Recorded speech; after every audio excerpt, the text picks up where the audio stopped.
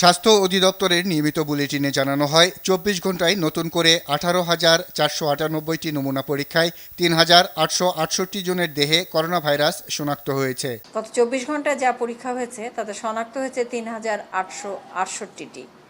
২৪ ঘন্টায় শনাক্তর হার ২০.৯১% এবং এ পর্যন্ত শনাক্তের হার ১৮.৭২%।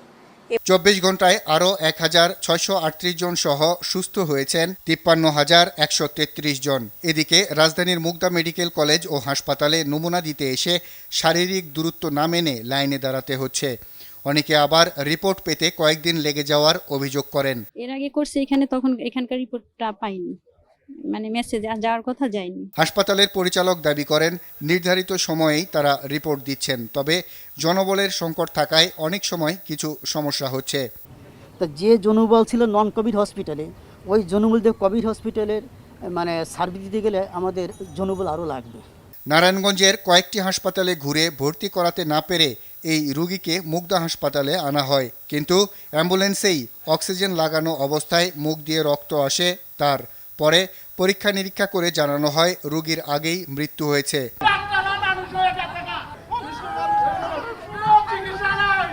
করোনা চিকিৎসার জন্য নির্ধারিত কুর্মিটোলা হাসপাতালেও স্বাস্থ্যকর্মী সংকটের অভিযোগ করলেন রোগীর স্বজনরা।